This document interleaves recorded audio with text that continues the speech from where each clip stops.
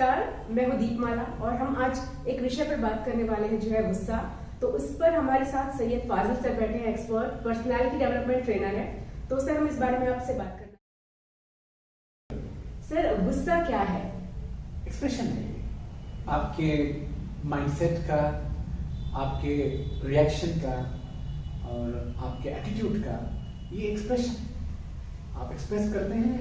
हाँ, ये है कि हम जब नॉर्मल कम्युनिकेशन करते हैं, हम जब गुस्सा कहते हैं, दोनों अंतर ही है कि इसमें जो आप वोकैबुलरी यूज करते हैं, जो अल्फाज हैं वो थोड़े कड़े होते हैं और वॉइस ऊंची हो जाती है। जो आप नॉर्मल बातचीत करते हैं और गुस्सा वो एक ही है, बस अंतर केवल इसका है कि इसमें रिएक्शन आपका जो है वो बहुत इंटेंस होता है। ओके सर, लेकिन गुस्सा तो हर किसी इंसान को आता है, तो उसका क्या कोई तरीका है? तो उसको हम क्या डिजाइन कर सकते हैं कि इस तरीके से हमें गुस्सा करना चाहिए? डेफिनेटली आप प्रैक्टिस कर सकते हैं। आप जब आप शुरू करें बच्चों से, जब छोटे बच्चे आपकी शरारत कर रहे हैं तो उनको जब आप डांटते हैं तो ऐसे आप चूज करिए अच्छे वर्ड जिसमें कि आप, क्योंकि गुस्सा जो है जिसको आता है जब वो एक्सप्रेस करता है तो एक तरह से वो उसका आउटलेट है जी। तो आउटलेट है मतलब कि अगर आप अच्छे शब्द में, बुरे शब्द में, कड़े शब्द में, गंदे शब्द में, खराब शब्द में, जिस शब्द में भी आप उसको आउटलेट हो जाएगा, एक साउंड के रूप में आपका जो स्ट्रेस है वो बाहर आ जाता है। ठीक है, आपका रिएक्शन या स्ट्रेस।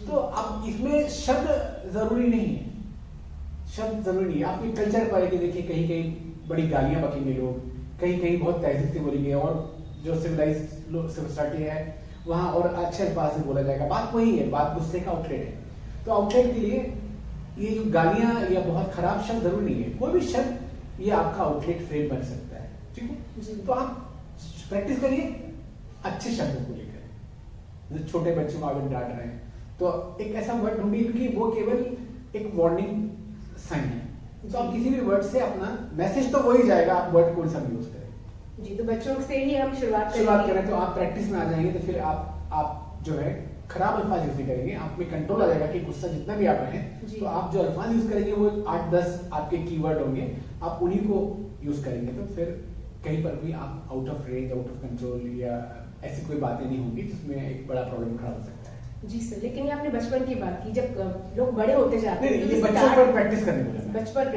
प्रैक्टिस करें, क्योंकि बड़ों पे आप प्रैक्टिस करेंगे, बड़ों पे आपका जो एंगर आता है वो रियलिस्टिक एंगर होता है, उसमें कंट्रोल नहीं होगा। अभी आप यहाँ से शुरू कर सकते हैं, फिर इसी चीज को आपकी आदत बन जाएगी तो वहां भी एप्लीकेबल। ओके, मतलब हमारे पास हम एक सेफ जोन से शुरू कर रहे हैं, धीरे धीरे हमारी प्रैक्टिस में जाता जाए।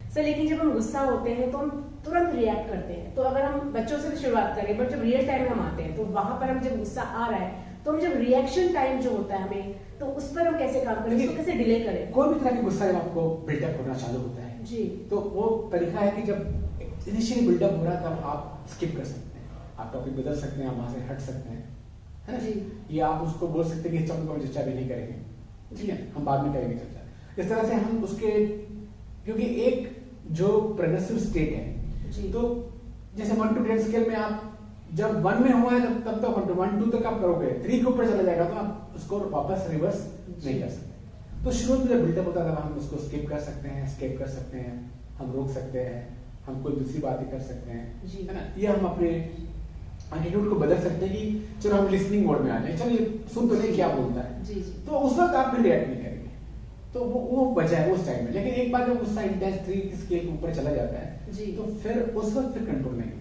तो फिर हमारी तरफ से कोशिश हो गई, लेकिन सामने वाला बिल्कुल भी रेडी नहीं है, वो एकदम एक अलग जोन में है। लेकिन कई बार होता है कि लोग जो गुस्सा होते हैं, जो आपने कहा आप शब्द, तो आपको वो वोकेबुलरी की बात कही आपने कि बहुत सारे, तो उसको हमको शॉर्ट करना है, तो उसके लिए हम कैसे प्रैक्टिस करें? हम वोकेबुलरी कॉपी करते हैं। जब हमने अपने माँ बाप को गुस्से में देखा या पड़ोस को लोगों देखा और लोगों देखा, हर आप इंडिया में जाएंगे अलग अलग, तो अलग अलग जगह गुस्से का एक्सप्रेशन के जो वर्ड्स हैं वो एक स्टेट में या एक कल्चर में आप सेम पाएंगे।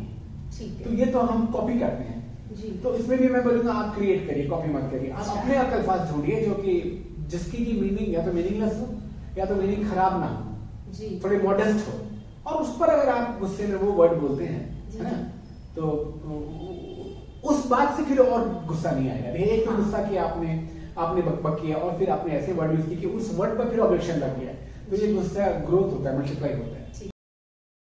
सर, तो यहाँ पर तो हो गई दो लोगों के बीच की बात। कई बार उन लोगों के बीच में एक थर्ड पर्सन होता है, तो सर थर्ड पर्सन का क्या रोल होता है? Very nice question. अगर दो लोग कुछ गलत कर रहे हैं जी और आप बीच में हैं तो आप न्यूट्रलाइजर का काम कर सकते हैं। आप फायर ब्रिगेड होते हैं जी, आप उन दोनों को शांत करते हैं। लेकिन याद रखिएगा स्मार्ट काम करिएगा। आप उसको कन्विंस मत करिए जो कन्विंस नहीं होने वाला। आप दोनों में से देखिए कौन कन्विंस हो सकता है। आप स्मार्टली चूज करिए इन दोनों में से कौन थोड़ा कूल है, कौन थोड़ा अंडरस्टैंडिंग है ना, जी। कौन लेस इमोशनल है। तो उस आदमी को आप कन्विंस करिए अपना, जी। क्योंकि आप दोनों को कराएंगे ना, ये होगा ना वो होगा। तो आप जब पूरा इफर्ट एक आदमी पर लगाएंगे तो हो सकता है कि ये कन्विंस हो जाए, है ना। और सबसे पहली बात, अगर एग्रेसिव मोड है तो आप उनको थोड़ा दूर कर सकते हैं, हटा सकते हैं, उस जगह पे ले जा सकते हैं। या फिर एक आप ये भी कर सकते हैं कि चलिए मैं सुनता हूँ आप दोनों की बातें, अब वो आपस में रिएक्ट नहीं करेंगे, वो आपसे कम्युनिकेट जी। करेंगे। तो जब कम्युनिकेशन उनका वर्टिकल डायरेक्ट ना होके आपके थ्रू होगा, जी। वो आपको सुनाएंगे और आप सुनेंगे, तो इस वक्त भी वो झगड़ा जो है कोई मतलब ब्रुटल नहीं होगा, कोई ऐसा फिजिकल टॉर्चर इतना ज्यादा नहीं होगा। ये आप कर सकते जी सर, मतलब थर्ड पर्सन का रोल इतना इम्पोर्टेंट हो सकता है कि बिल्कुल। बहुत चीजें आराम से। बात कर रहे थे एंगर के बारे में, तो काफी लोग कहते हैं कि जो आपकी फूड हैबिट है उसका काफी फर्क पड़ जाता है। तो आपका क्या कहना है? कुछ लोगों का है कि जो नॉनवेज खाते हैं उनका थोड़ा ज्यादा गर्म होता है खून और वो ज्यादा गुस्सा करते हैं, तो इस पर आप क्या कहना चाहेंगे सर? नहीं, फूड हैबिट्स नहीं, बल्कि स्कोल्डिंग हैबिट जो आपकी थी, आप किस तरह से बचपन से स्कोल्ड करते हैं वो डिपेंड करता है। क्योंकि वेज नॉन वेज इसमें बड़ा काम नहीं करता है। ये है कि आप देखिए कि वर्ल्ड में जिनको नोबेल पीस पुरस्कार मिला है, जी, है ना, अवार्ड फॉर पीस मिला है, जी। उनमें 10 में से 9 लोग जो है नॉन वेजिटेरियन। अच्छा, ये एक्चुअल में ऐसा है? एक्चुअल में ऐसा है। ओके। तो हम फूड से नहीं जोड़ सकते। ये तो एक घर में आप देखेंगे एक फैमिली जो वेजिटेरियन है और एक फैमिली जो नॉन वेजिटेरियन है, जी, उनके अंदर में सारे लोग गुस्से नहीं है। उस वेजिटेरियन फैमिली में कोई एक आदमी होगा, उस नॉन वेज फैमिली में कोई एक आदमी होगा। ओके। ये डिपेंड करता है कि आपको बचपन से किस तरह का अटेंशन मिला, किस तरह का आपके साथ सलूक हुआ, किस तरह से आपको देखा गया, आपसे उम्मीद की गई, आपको कितनी स्कोल्डिंग की गई, आपको कितनी समझाइश दी गई, इन सब बातों पर इसका असर पड़ता है। ओके सर, तो पास्ट एक्सपीरियंस जो आपका बचपन से आज तक वही मैटर वही करता है, matter फूड का उसका हाँ, कोई food से connection। Okay sir, time spam जो है वो कैसे आप उस पर काम कर सकते हैं? टाइम स्पैम कैसे बढ़ा सकते हैं गुस्से का जी, गुस्से कम करना है कि बढ़ाना है? सर? जैसा मतलब उस टाइम स्पैम का क्या रोल है और किस तरीके से देखिए, इसमें काम- जितना कम टाइम स्पैन पर आप अपना गुस्सा खत्म करेंगे, जी, है ना, उतना पॉसिबिलिटी है कि गुस्सा सेकेंड थर्ड स्टेज में नहीं जाएगा। फर्स्ट वर्ल्ड वॉर में खत्म हो जाएगा, second world war, third world war तक नहीं जाएगा। जी। आप कोशिश करें कि गुस्से का टाइम स्पैन कम से कम हो। ओके, जितना कम टाइम स्पैन पर आप अपनी बातें खत्म कर सकते हैं, अपनी आउटलेट में आप उसको खत्म कर सकते हैं, है ना। लेकिन अब ये अगर फैसला आप चाहते हैं कि फैसला हो जाए तो ये टाइम बढ़ा देता है। इस वक्त फैसले की बात नहीं हो रही। मैं अगर गुस्से में हूँ तो मुझे जो बुरा लगा, जो अच्छा नहीं लगा, उसको मैं एक्सप्रेस करता हूँ, जी, या जो शिकायत में एक्सप्रेस करता हूँ, ठीक है। तो वो एक्सप्रेस आप अगर स्पेसिफिक हो जाएंगे कि वो खाली वो बात करेंगे जो आपको पसंद नहीं आई, ओके, ना कि उसकी पर्सनालिटी पर आप छिटाकशी मत करें, कमेंट नहीं करें, आप खाली वो बातें करें। जब आप स्पेसिफिक होंगे तो टाइम स्पेंड कम हो जाएगा।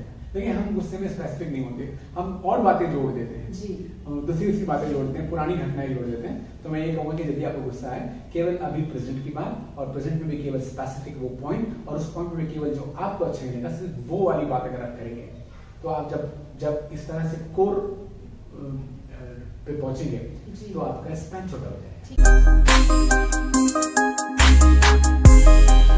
ठीक।